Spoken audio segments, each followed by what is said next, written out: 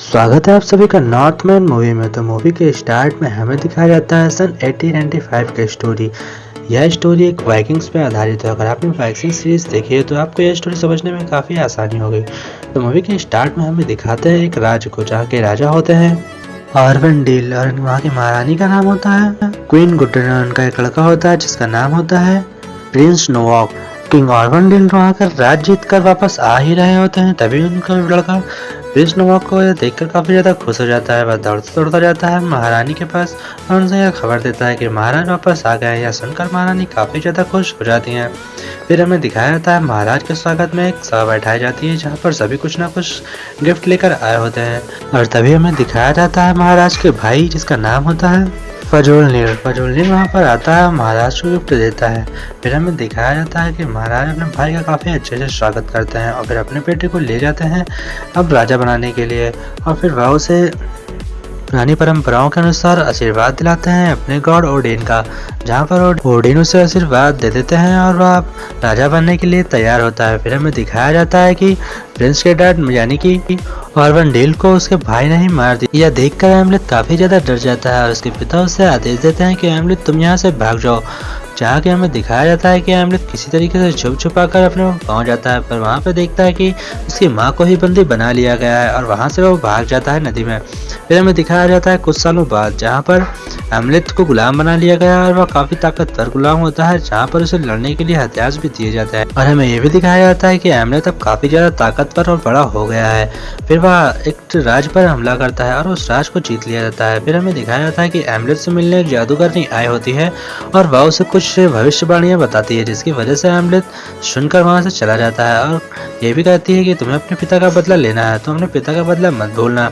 यह सुनकर एमलेट काफी ज्यादा गुस्से में आ जाता है, क्योंकि उसे अपने पिता के डेथ का बदला जरूर लेना था और वह वहां से चला जाता है। फिर हमें दिखाया जाता है कि भविष्यवाणी के अनुसार वह एक बोट में जाता है जो कि समुद्र में जा रही होती है गुलामों को लेकर। वह इसी गुलामों के बीच अपना भी गुलाम बनकर बैठ जाता है।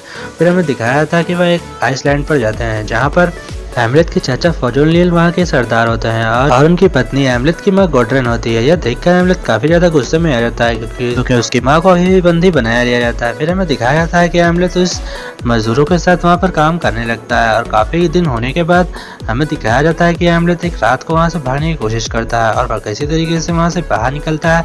फिर भविष्यवाणी के अनुसार उसे एक लोमड़ी दिखाई पड़ती है, वह लोमड़ी का पीछा करता है, बट सुबह हो जाती है। फिर सुबह हमें दिखाया जाता है कि एमलेट काफी ज्यादा मेहनत करता है, किसी को उस पर शक ना हो। और फिर वह ओल्गा नाम की एक लड़की से मिलता है, जो कि होती है एक जादूगरनी।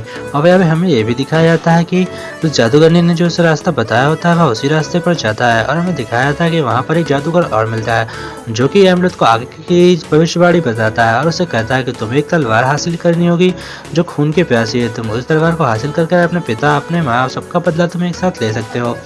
यह सुनकर एमलेट उस तलवार को हासिल करने के लिए वहां से चला जाता है और फिर एक गुफा में जाता है, जहां पर उस तलवार को पकड़कर बैठा होता है एक मुर्दा। लेकिन जैसे ही एमलेट उस मुर्दे के हाथ से तलवार उठाता है, तभी वो मुर्दा अचानक से जिंदा हो जाता है और मुर्दा जिंदा होते ही एमलेट पर हमला कर देता है, क्योंकि उसने उसकी तलवार चुराई होती है। फिर एमलेट और उस मुर्दे की काफी लड़ाई होती है, लेकिन एमलेट किसी तरीके से हरा देता है उस मुर्दे को और उसका गला काट देता है, जिसकी वजह से वो मुर्दा दोबारा नहीं उठता। फिर वह तलवार को ले लेता है और वहां से चला जाता है। फिर हमें दिखाया जाता है कि एमलेट उस तलवार को छुपा देता है घर के छत पर और फिर वह मिलता है ओल्गा से और ओल्गा से बात करता है कि मुझे तलवार मिल चुकी है, अब हमें जल्द से जल्द यहाँ से निकलना होगा। यह सुनकर ओल्गा कहती है ठीक है, मैं तुम्हारे साथ चलने के लिए काफी तैयार हूँ। तभी वहाँ पर आता है फजोलनील का बेटा था और वह उसे एमलेट से कहता है कि तुम क्या लड़ सकते हो। एमलेट को अपने साथ ले जाता है एक गेम को जीतने के लिए। फिर हमें दिखाते हैं कि एमलेट उस गेम को काफी आसानी से जीत सकता था, लेकिन तभी वह हारने लगता है और वहाँ के सरदार का बेटा वहाँ बॉल लेकर भागता है, लेकिन तभी उसे गहरी चोट लग जाती है, जहाँ पर एमलेट उसे मरने से बचा लेता है। इसी वजह से एमलेट को गुलामी से मुक्त कर देते हैं और वहाँ पर उसे गुलामों का राजा बना देते हैं, जहाँ पर एमलेट काफी ज्यादा खुश होता है। वह ओल्गा से कहता है हमें जल्द से जल्द निकलना होगा, लेकिन तभी अचानक रात में हमला होता है कुछ लोमड़ी का, जो कि काफी लोगों को मार देते हैं। यह देखकर एमलेट के चाचा काफी ज्यादा गुस्सा हो जाता है, क्योंकि वह वहाँ का सरदार होता है और वह बहुत ही ज्यादा क्रूर होता है। इसकी वजह से वह रात में गुलामों को हथियार देकर पहरे पे रख देता है, लेकिन तभी फिर से कोई काला जादू करता है, जिसकी वजह से सभी आपस को एक दूसरे को मारने लगते हैं और ऐसा करने की वजह से एमलेट का रास्ता साफ हो जाता है। वह उस जादू तलवार से मारने के लिए जाता है अपने चाचा को, बट उसकी माँ वहाँ पर मिलती है और कहती है कि मैं अपनी मर्जी से यहाँ रह रही हूँ और तुम्हारे पिता को मैंने ही मरवाया था, क्योंकि तुम्हारे पिता बहुत ही ज्यादा क्रूर थे। सुनकर हेमलेट काफ़ी ज़्यादा गुस्सा हो जाता है और अपने सौतेले भाई को मार देता है, यानी कि अपनी माँ के दूसरे बेटे को। और फिर हमें सुबह भी दिखाया जाता है सरदार को, जो काफ़ी ज़्यादा गुस्से में आते हैं और सभी गुलामों से पूछने लगते हैं ये किसने किया।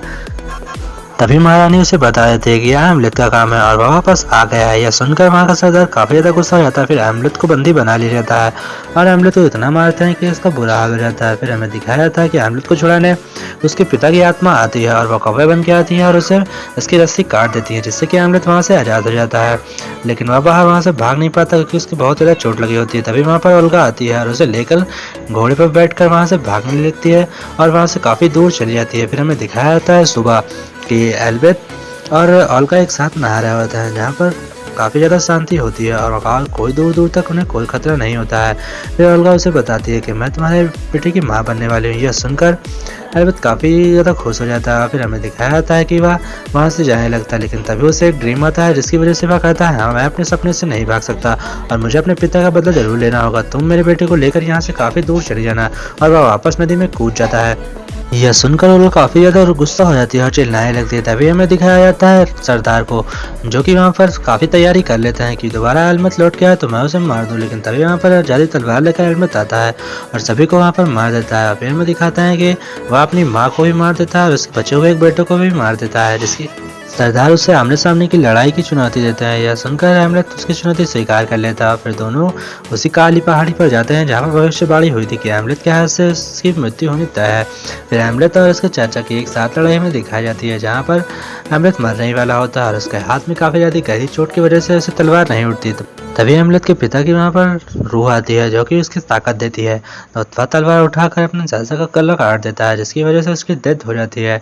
पर तलवार हेमलेट के लग जाती है और वह पहले से इतना ज़्यादा घायल होने की वजह से उसकी डेथ भी वहीं पर हो जाती है। फिर हमें दिखाया जाता है कि हेमलेट को लेने वेलहैला के कुछ सिपाही आते हैं और उसे वेलहैला लेकर जाने लगते हैं और वेलहैला का दरवाजा हेमलेट के लिए खुल जाता है। तो मूवी यहीं तक थी। अगर मूवी का एक्सप्लेनेशन आप लोगों को अच्छा लगा हो तो चैनल को सब्सक्राइब एंड वीडियो को लाइक जरूर करिएगा। बहुत बहुत धन्यवाद।